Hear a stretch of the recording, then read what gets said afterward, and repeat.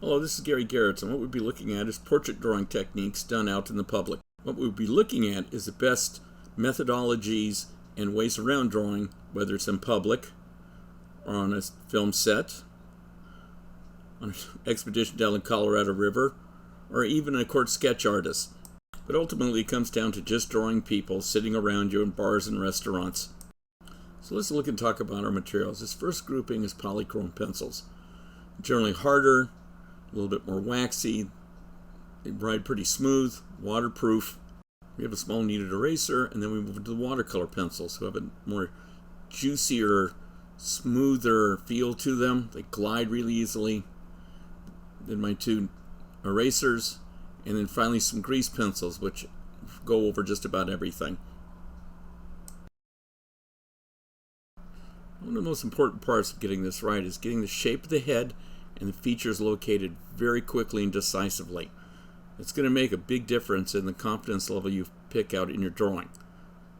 Now there's several different structural videos you can watch, mine included, that have been recorded before. But as you can see, I've got that sort of chin, head laid out, the proportions of the eyes, general shapes too. So then what I do is I come in and then just start to articulate those forms and planes a little bit more. Use the hair as blocking out bigger parts of the shape, establishing that fast, because remember, when you're drawing out in public, people are moving their heads. That's one of the drawbacks of this video is that I have to use photographs to do this, but the process works. You're getting that front axis line, you're coming around it, you're using that ball in the center of the head to locate the form, and then starting to add small elements and get it all organized better. Now, a couple things to understand when you're watching this is that, number one, the film's been speeded up just so we can get it all into in about a half an hour's worth amount of time. The other part is that I'm using a more linear approach. We'll be dealing more with value a little bit later on. This shows a really basic understanding of how to really sort of knock it in fast and get everything established. Now remember that face is moving around, and that front axis line that you put through is going to establish the direction the head's looking at. Right now I'm going in and just articulating certain areas, pulling in the eyes a little bit more, the planes in the cheeks, up in the forehead. So right now I know I'm on the right track. Now I'm reinforcing the beard, mustache, inner planes, and then going up to the hair, hitting a little bit more of the texture there. Just building it up, and then coming in with maybe perhaps some of the more finishing lines in it, even though technically it's not finished. So right now I'm coming in with a red pencil and reestablishing where that ball is, front axis line, shape, angles of the cheeks. Again, you can see the shape of the head get in, the shape of the hair. The hair just becomes like a large rectangular form, size of the neck. And then coming with a blue pencil and establishing an axis line. That's really important when you're drawing quickly because you have to make everything look symmetrical. Everything has to line up. The distances in between the nose and the eyes, depending on the angle. So remember, when you're out and doing this in public, most of the time you won't be having these axis lines across it. It'll be a little bit more opened.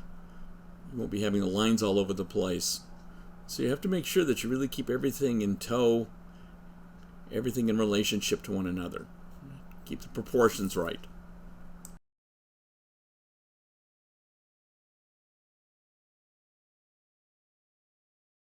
So now we're adding the shadow shapes to this. And again, you can really see how you're combining different shapes. The eyes, the eyelids, bottom of the nose. We go into the mustache a little bit later. Now again, for the demonstration, it's being a little bit more diagramical than perhaps it is out in the field. But you can see how this is all beginning to build up. You're getting a rhythm between the lights and the darks. So then I'm moving from the darker frontal planes of the head features, then up into the hair, which kind of disappears up here. And then with the pull out, you can see that high contrast areas up in the hairline, forehead, temples, features in the front where the sockets are, bottom of the nose, and then more into the half tones. You know, those local tones of the softer areas in the beard, down in the bottom of the neck, on the side of the head a little bit more. It's very plainer, right? Very much of a separation there. Again, it's a demonstration, so again, it's a little bit more high contrast than perhaps it will be. But you can see the rhythm of it. You can see the shapes and the organization between everything. And at this point, I just put the finishing touches on the accents, maybe readjust a few tones here and there.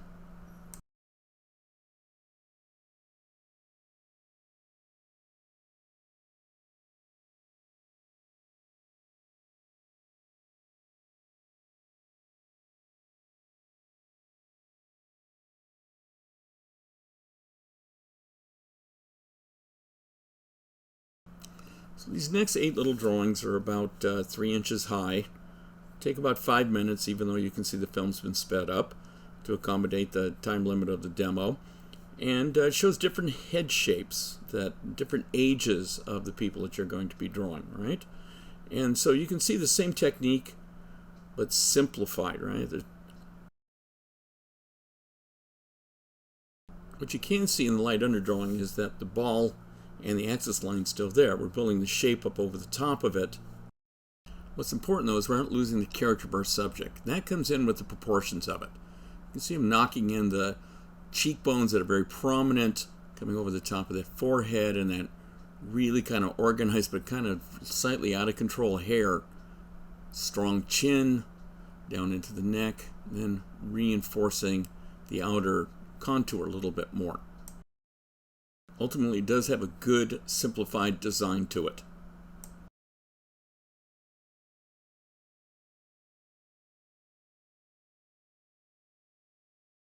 In this drawing, you're going to be using the same technique, but one of the important things to keep in mind is when you're drawing in public, chances are this will be one of the main angles that you'll be drawing at. You won't be looking at the subject directly. It'll be a profile slightly off to 3/4. And one of the reasons for this is that you don't want your subject to be looking you straight in the eye. It's very uncomfortable at first, especially if you're on the learning side of this. One little technique I've learned over the years is watch for eye contact. The eye starts to swivel to you, avert your eyes elsewhere. Don't come in direct contact. Then as you watch their eyes go out of the picture again, you can go back to sketching or just sketch on what you already have. Build in your knowledge, the size and shape and scope of the features that you're going to be drawing.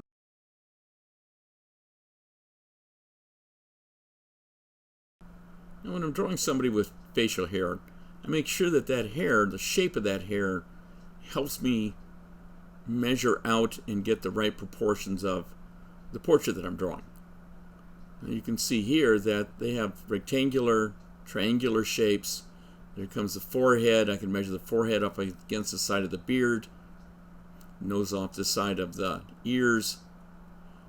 Again, very planar, very angular at first. I'm not looking really to draw skin. It's more the light effects, because I'll probably be going into this later, or would be, to draw the value on top of it, the light effects. But you can see the shape, and then going in and get that really nice, thick texture of the hair is very important.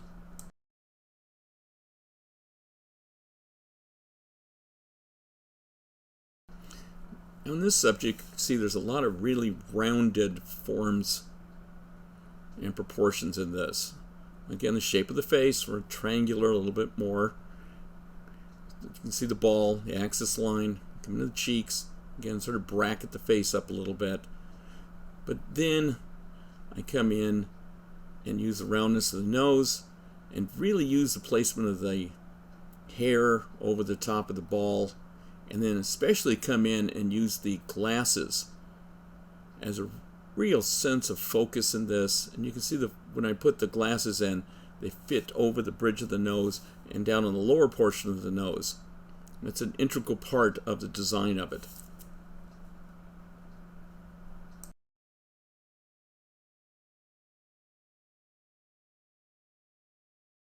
A lot of times these days, people or your subjects you're going to be drawing are going to be looking down at iPhones or looking down at pads on their tables as they eat or wherever they're sitting. And as you might notice, I haven't drawn the eyes looking down. I'm still waiting to see whether I should make them look up or not. I don't like all my subjects' eyes disappearing into the tables. The drawing's a bit crunchy, but I think it works overall.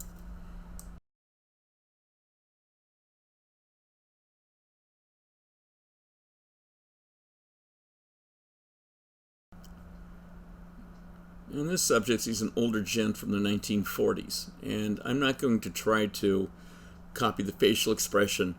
I just like the shape of the head, that big rounded oval. And again, you can see that the proportions are similar, but very different from our last subjects, or any of our subjects. They're very elongated. But see, I'm using the same technique. There's cheekbones. There's the nose shape. Drawing the eye socket shape first before I plant the eyes. And again, it's very linear technique, but very architectural and sure.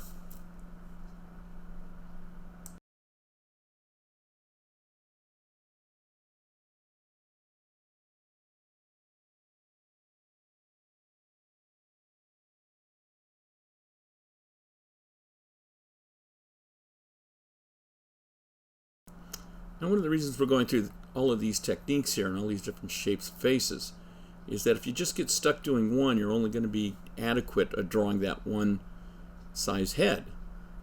Before you go into the field, practice out, find some photographs, knock it and learn all these different shapes, different proportions, different angles, short noses, long noses, wide, full lips, thin lips, older people, young people.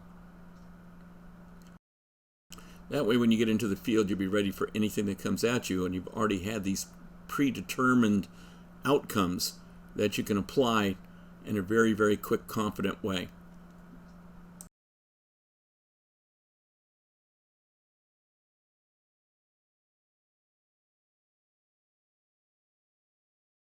When you're drawing somebody wearing a hat, make sure that the hat lays on top of the head, and see the distance in between the ear and the hat and the forehead and the hat. Also make sure that the hat fits over the top of the hair and over the top of the head rather than laying on top of it. It's a more square jaw, so I'm really angling this out, really paying attention to that distance between the eyes and the ponytail in the back.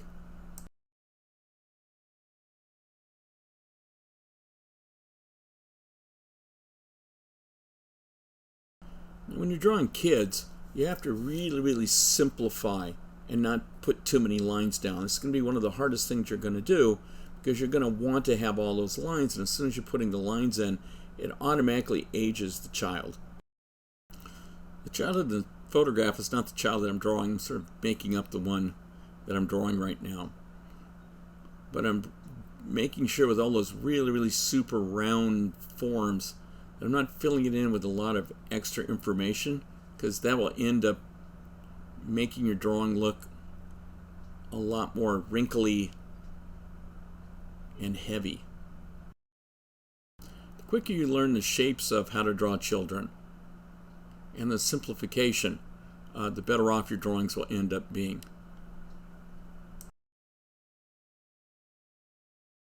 So now you can see our little gallery of subjects here, and you can make comparisons in their head sizes and shapes.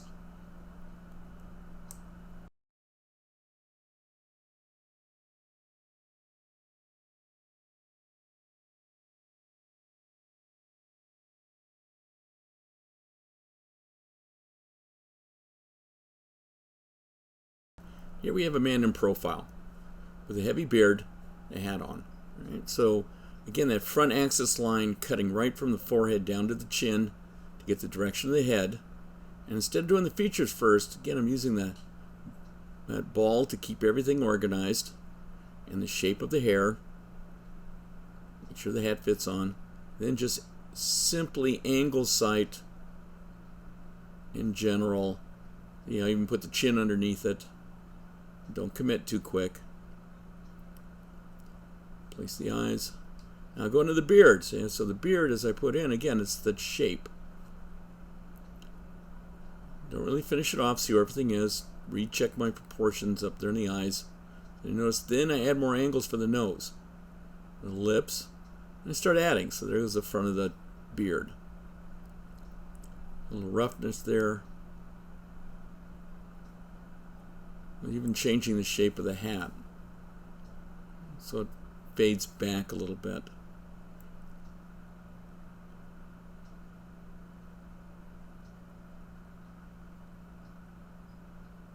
And sometimes I love drawing beards, so that's going to be my focal point.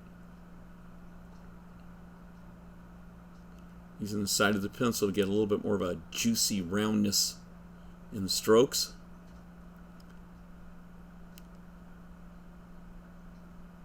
Even though the beard looks very flat in the photograph, if you notice I'm putting different strokes and marks over the top of it to give it its own texture.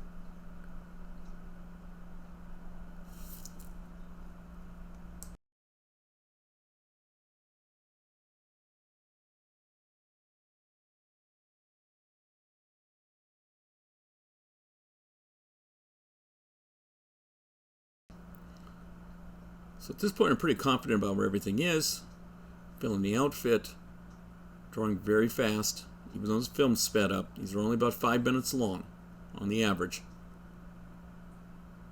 Accents here and there. See him going back over. Getting more texture in at this point.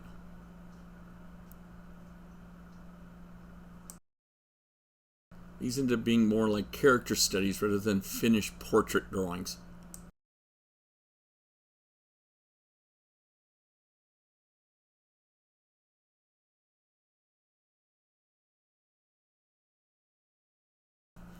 As I mentioned before, you have to be very careful when you're drawing little kids. Faces are not filled with a lot of information, or shouldn't be. It's all very rounded form. So one of the things I'm doing is, if you notice, I took the line up for the outfit and put it in back of the head to make sure that it was the right shape. And now I'm going in and laying the hat in because that's part of the character too. A big old floppy hat over the top of that rounded child's head.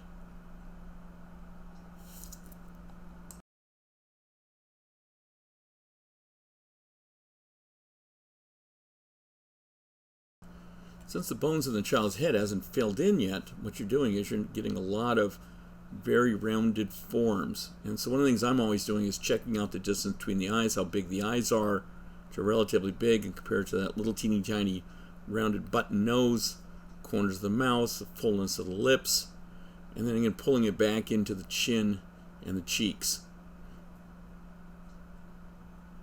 Also picking up little pieces of character, like those little ringlets of hair coming out underneath the wool hat, where the wool hat goes around the corner of that big jacket that goes around him that just frames his face really well.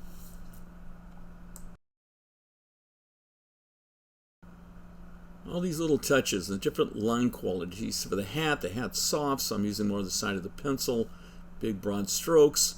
I'm coming into the eyes and pupil in the iris, making those big dark little eyes there in that white field of skin sort of pop out a little bit more. So the side of the pencil to soften some areas up. Also moving the pencil all over the place. And I'm putting in a lot of shading in here, even though I see it more than I'm probably drawing, but I know that that's going to age the child if I don't do it right. So I take a step back and then use the outfit to kind of frame his head.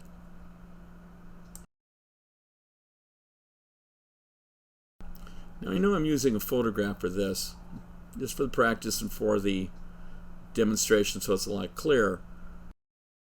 Having said that, I feel sometimes better a bad drawing done out in the public spontaneously is better than a good drawing done off a photograph, even though it may look a lot more like the subject.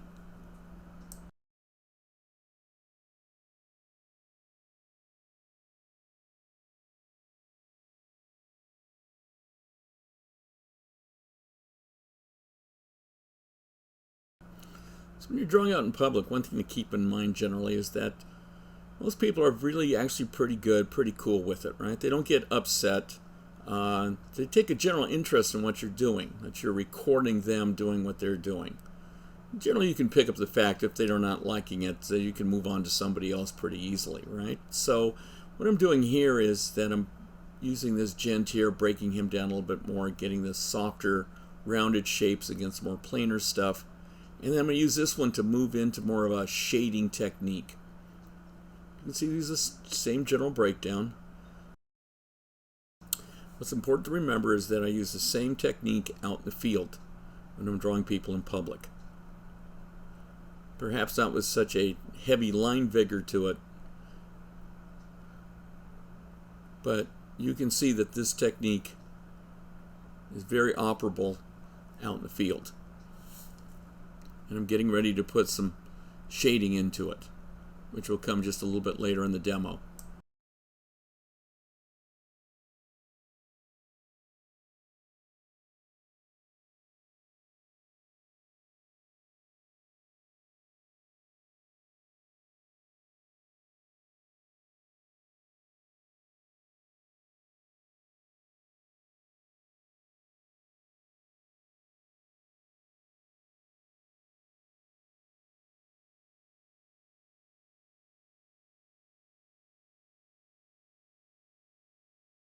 What I'm about to do is add a red pencil to this to show you the reinforcing of the original proportions and process.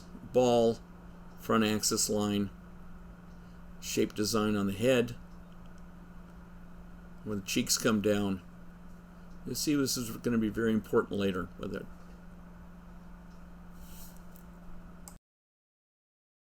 Again, there's several videos on YouTube. I put together 2 or 3 of them about the proportions of the head. Really acquaint yourself with that because it'll bear fruit later. Now here's the shape design, similar to what I did on the shadow patterns on the head.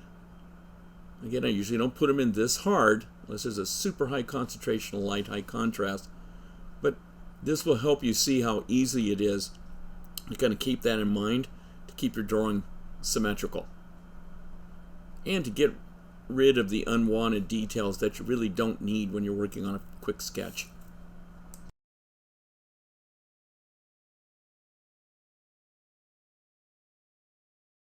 So now here's where I'm going to blast away at going high contrast with the shading. Again, not so much to replicate the photograph, but to show you how it fits into your design.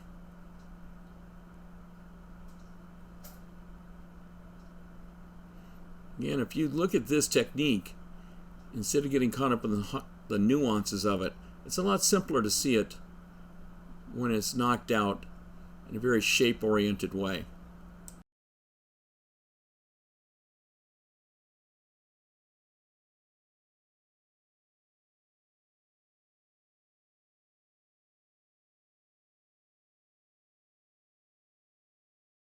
So here's one of the longest drawings for a subject in this demo. I'm really going to break this down from what we've talked about before, head shape.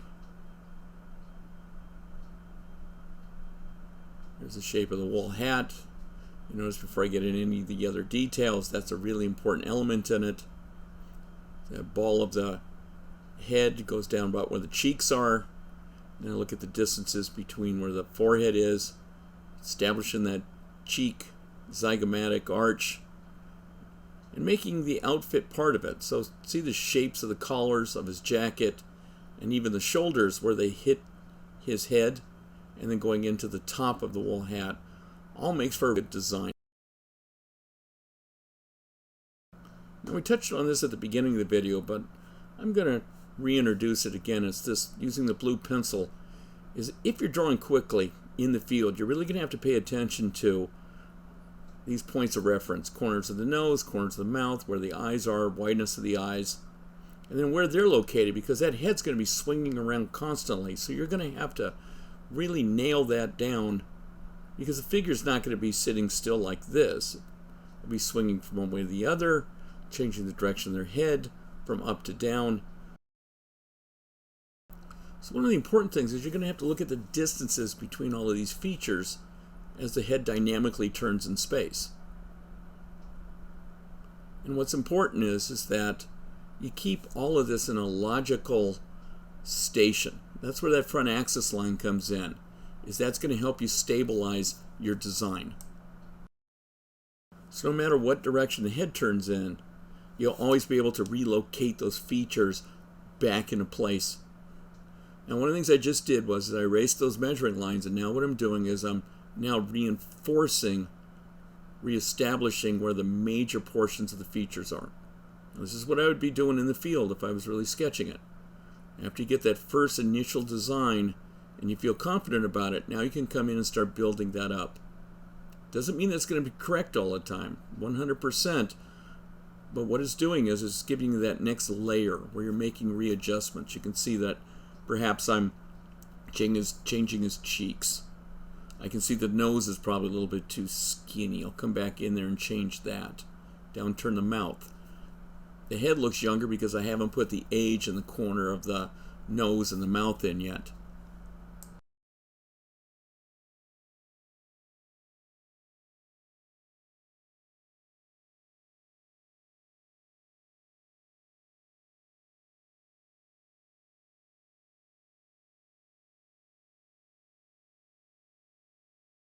So yes, once again, the lines are perhaps a little bit hard for the demonstration, but you can see the process, and I'm getting ready to sort of set up the values in it. Finding the planes in it. This would be the normal course of events as I draw. Set up the planes, that way if the lighting changes, now here comes in the shadow shapes. So I'm using the side of the pencil, get a little bit softer skin.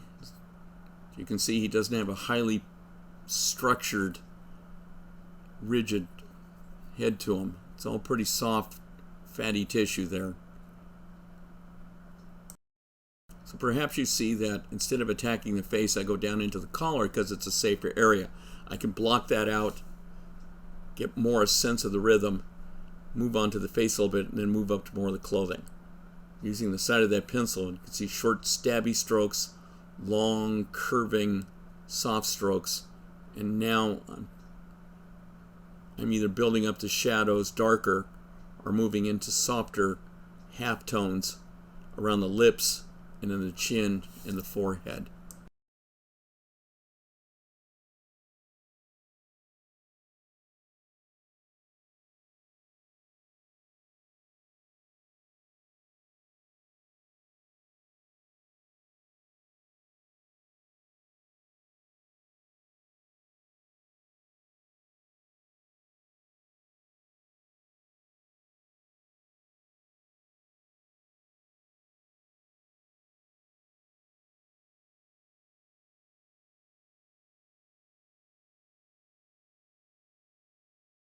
So normally perhaps I would not move in from that terracotta pencil, that brown pencil, into a black. But for demonstrational purposes, what I'm doing is I'm putting it over the top to show more of the texture, more of the finish of it. Especially if you're using just a black pencil in general as you draw. You can see I put the eyeglasses in last after I make sure I kind of have everything else up. And then start adding the age to it. So you can build up the lines of the corner of the mouth. Again, use the side of the pencil, inner planes. Moving even from clothing to skin and back to value. Trying to pull it together as a whole composition.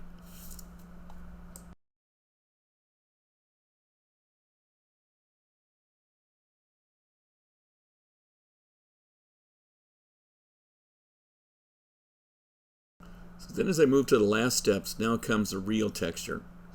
Putting in the sort of scrabbly 5 o'clock shadow for the beard. Moving in a little bit more texture for the roughness of that jacket. Rounding out the cheeks. Bring the ears in. This is kind of the finishing part where I'm kind of sure where everything is. And so I'm just confirming it. You can see sort of secondary strokes showing kind of going around the form. So I have soft tones with cross-hatching marks over the top of it and cross-hatching marks with soft tones over the top of it. Now I come in with an eraser and just get rid of some of the information that I really don't need.